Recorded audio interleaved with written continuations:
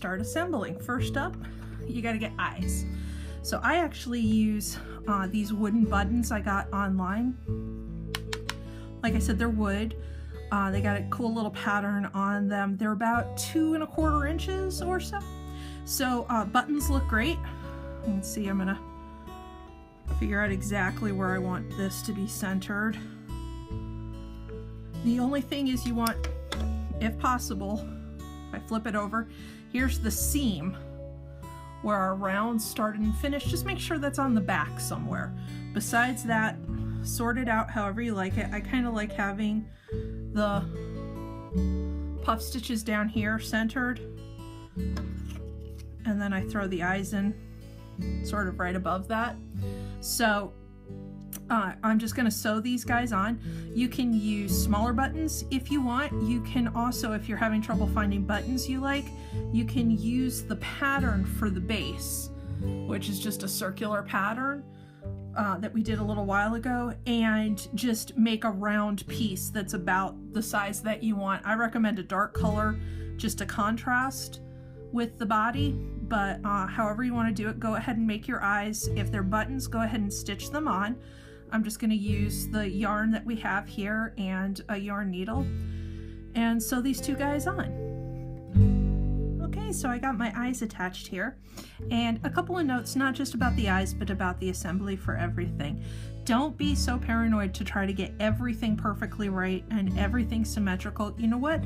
The eyes are probably going to be a little off when you're done. The symmetry is going to be a little off. It's what makes the character unique, and honestly what makes it so cute are those little inconsistencies. I mean, for example, unless you have perfect, unbelievable gauge, my guess is all your legs are slightly different lengths, just because some you're going to be tighter than others. That's okay. That's what makes it adorable. Those little imperfections, if you will, are what really bring it together as a great comical character and make it so cute. So that's just a generic thing. For the eyes too, remember, if you're giving this to a small child, you don't want anything that's going to be a choking hazard. So instead of buttons, maybe go for just the crochet bits. And no matter what, whether it's going to a child, an adult, anything, just make sure you get these suckers tied on as tight as you can. You really don't want them coming off later, and you certainly don't want them to hurt anybody. So once the eyes are on, we can go ahead and stuff the head. All right, stuffing the head. I've got just a polyester fill here. I usually sort of tear it up and break it apart. The idea is here you want to stuff it so that it's nice and solid, so it doesn't fall apart, but you also want to leave it, you know, a little understuffed so that it's sort of nice and squishy and cuddly. So you don't need it crammed super big.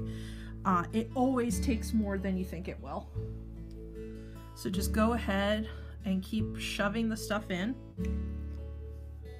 Here, when it's in, you can use your hands to help adjust it. You can use sometimes a chopstick or even a spoon.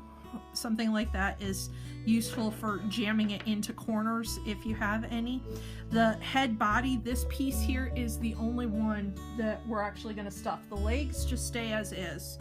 So we're just filling this big part that we made first with the polyester fill. It goes everywhere. So just go ahead and fill it, squishing as you go, tearing it up. You don't want lumps. Fill it out as you go until you're comfortable with how full it is. There is no right way or wrong way to do this. It is somewhat of an art and not one I have mastered, but as much as it is that you can do it and screw things up and have it be really lumpy, it's also pretty forgiving. So just go at it, fill it until you like how full it is. At the end, as we sew on, or actually crochet on the base, you're still going to get a chance to stuff a little bit in, a little extra in at the end. So if you don't have it full, you don't have to worry. You don't need stuff popping out of this end. You're going to get a chance to top it off before we seal it up. So go ahead and keep filling. Okay, So I've gotten my top puffed or stuffed to about where I'm comfortable with. Remember, you don't need to worry about filling this last little bit in the bottom. We can add more right before we finish sealing it up. As for the tails, you can just go ahead and shove them in there. We don't need to weave those in. Same goes for the tail on the bottom. I'm just going to leave that in. So we did this so that there were 64 stitches along the bottom of the head, 64 stitches along the bottom of the base. And you can go ahead and sew this together if you want. I instead do a single crochet because I'm not a very good sewer and I prefer crochet to sewing. So I'm going to go ahead and do that. I'm going to flip this over so that the top is facing me, because that's the good side or the right side of the stitches, the one that's facing you. And before I put it together, I'm going to flip them over so I have the back side facing me.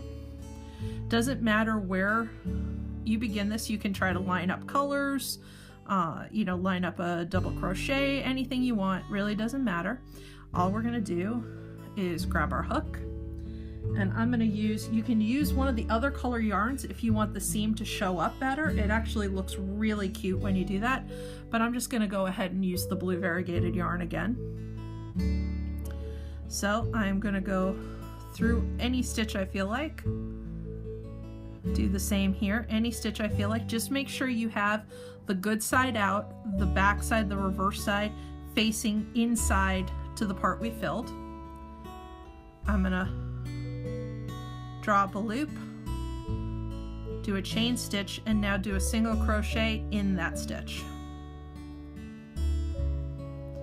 And from now on, it's just a matter of doing single crochet around.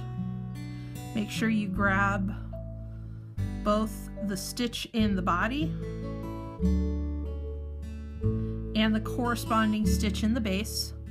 So sometimes it's easier to just do them one at a time and not worry about getting through both of them. This tail I'm just holding here for a few stitches, and then I'm going to go ahead and shove it inside the work, but I'm going to do a few more. And you're just going to do this all the way around until you get back to where you started.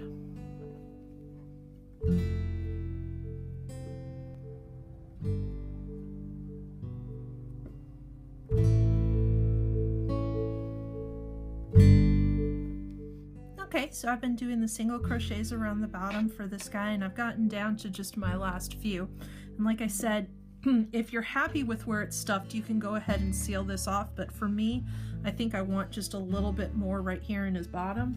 So when you're down to your last few stitches, go ahead and grab some more stuffing and fill him in as much as you want before you close it up. Remember, how much you fill it is up to you until you're happy with how he looks and feels. Once you're satisfied with the stuffing, go ahead, finish those last stitches up, join your two ends together here, and fasten off the yarn. Then come the legs. Okay, it's time to attach the legs. So when I was done here, again, I joined my two ends and then used a needle to weave in the tail there, just ending it on the inside.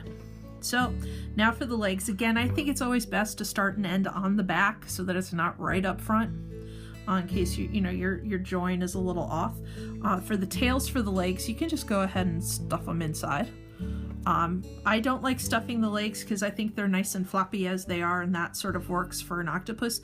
If you want to stuff them, go ahead. Just don't do them so full that they stick out. You want them to be, sort of floppy and relaxed. For the legs, we're going to do a similar idea, just attach them using the single crochets around. We're going to fold these guys in half, so for each stitch you're going to need the stitch here and then two from the leg, front and back. Again, it's best if you do this so that the top is pointing towards you, the bottom is facing away.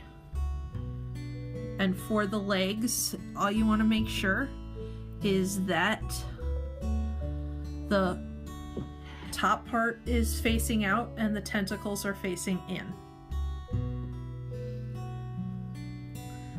So I'm just going to fold the leg here. I'm going to start at any sort of random point. Start stitching along. 8 stitches per leg should get you front back, and then we're just going to throw the next one on, continue 8 stitches there. So again, you can use one of the colored yarns if you want to see the seam. For me, I'm just going to again attach the variegated yarn, and I'm going to do it, we'll start in this stitch right here. So through that one, through a front stitch here, and the corresponding back stitch. If you would prefer to just sew these on, you can absolutely do that. I just prefer doing everything with crochet if I can. So I attached it with a chain stitch. Now I'm going to do a single crochet in that same one. So for these, again, you want, sorry about that, that was the remote to the TV.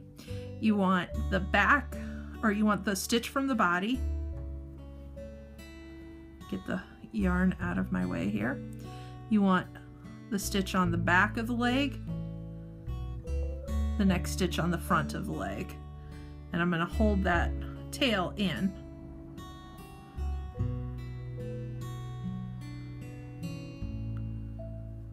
And it can be tricky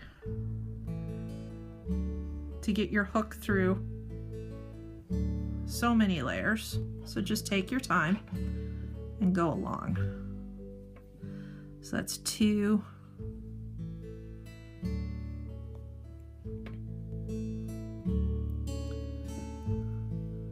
This will be 3.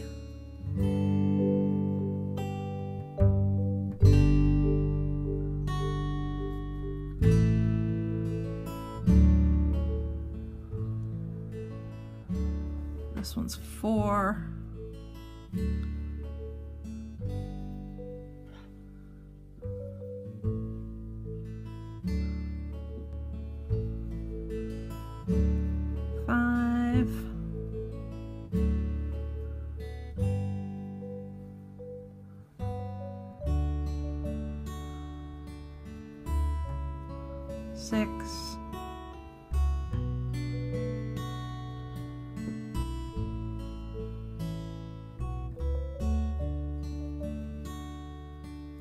Seven.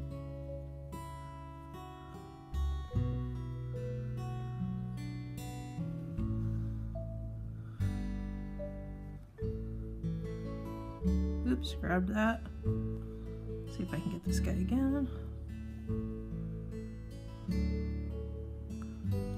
And 8. So I'm just going to stop here so that you can see it attached. That's what it's going to look like with just sort of a rim here. You see it's attached front and back and closed so that nothing comes out, so you can't get into the inside. So that's your leg. You don't have to tie off or anything here. You're just going to grab the next leg, and I like to alternate the white and brown ones, and whether it's an A or a B. So remember, one has the blue at the end, one has the white or brown at the end. So I'll do this one next. It really does not matter which one you do where. Just tuck the tail in.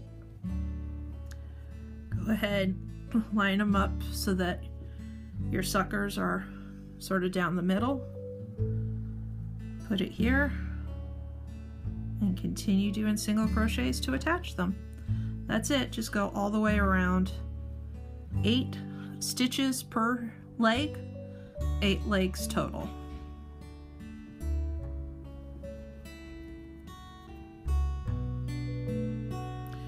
It would help if, of course, I went through this one first. So body, leg, leg. That's it. Keep stitching along until you've got everything joined.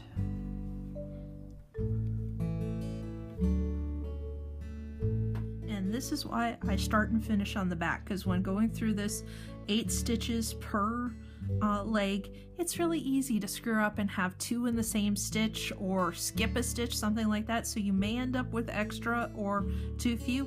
I ended up with 1 extra right here. So since it's on the back, it's sort of easily hid. I'm just going to go ahead and throw a single crochet right there before I connect my 2 ends up with a slip stitch.